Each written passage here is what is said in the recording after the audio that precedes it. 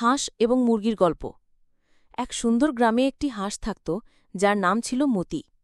সে ছিল খুব পরিশ্রমী এবং বুদ্ধিমান। মতি সবসময় তার পুকুর পরিষ্কার রাখত এবং তার বাচ্চাদেরও ভালো ভালো কথা শেখাত। একই গ্রামে একটি মুরগি থাকত যার নাম ছিল চুচু। চুচু ছিল খুব অলস এবং দায়িত্বজ্ঞানহীন।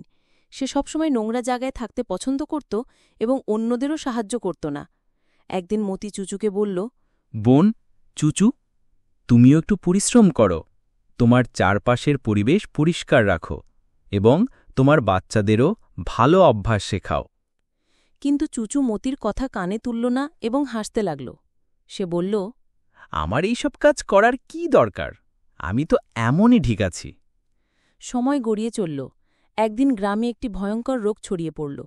এই রোগটি সেই সব জায়গায় বেশি ছড়াচ্ছিল যেখানে নোংরা ছিল। মতির পুকুর এবং তার বাড়ির আশেপাশে সবকিছু পরিষ্কার ছিল, তাই তার পরিবারের কারোর কিছু হল না।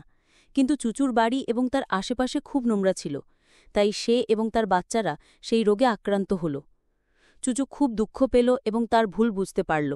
সে মতির কাছে গিয়ে বলল, ভাই মতি, আমাকে ক্ষমা করে দাও, আমি তোমার কথায় শুনিনি, যার কারণে আজ আমি এবং আমার বাচ্চারা অসুস্থ। মতি চুচুকে বোঝাল এবং তাকে সাহায্য করল।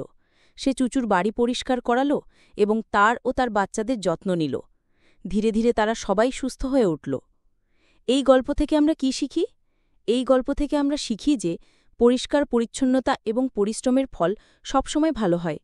আমাদের কখনোই অন্যের ভালো পরামর্শকে উপেক্ষা করা